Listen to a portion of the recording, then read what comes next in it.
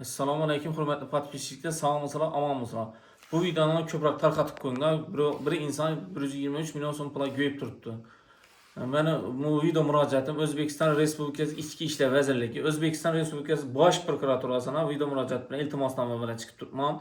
Meni ismim Yarmetov G'ayrat, Xorazm viloyati Qo'shkebir tumanida yashayman. Men 2023-yilda 19-yil Cobalt'ni 123 milyon so'm pula, naq pula Diyar ismli shaxsdan olganman. Pullarini to'liq расчет qilganman. 123 milyon so'm pulni olgandan keyin menga generalniy devis yozib bergan. Endi bugungi kunga kelib men uni insonlikka bir ishonganim uchun generalniy devis olganman. Bu uni bilmaganman, uni nomard bolaligini. Bugungi kunga kelib sroki tugaganligi uchun, devilisimiz sroki tugaganligi uchun odam o'tkazmoqchi bo'lsam 52 million mip chiqib turibdi.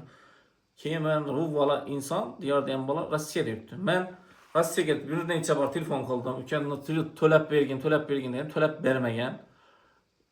Keyin telefonimni olmaydi, cho'rniyada qo'ydi, to'lab bermayman dedi. Keyin undan keyin 02 ga murojaat qildim. 02 ga murojaat qildim, unda jinoyat alomatlari yo'q deb xabar berishdi. Men 6 oydan bana sarsam bo'lib yuribman. 123 milyon so'm pulim meni oz pul emas, bilasizlar, bir mashina puli.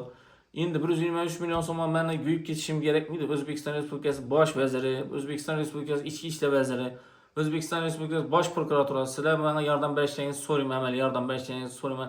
Bu ishni o'zingiz nazoratingizga olishlaringizni so'rayman. Biz ham güçlü, qonunli davlatda yashab o'tiribmiz, demokratik davlatdamiz. Bizning qonunlarimiz güçlü. Men 123 milyon so'm pul guyib qolishni istamayman. Mendan olgan pullarini o'zining ukasi adin spitda 195 milyon 30 gan ekan, shunga to'lab bergan. 30 milyonini o'zining ehtiyojlarini ishlatgan ekan, shuning uchun sotgan ekan. Men bilmaganman, aldanganman. Men aldab sotganlar. Undaligini bilganda men mashina olmas edim.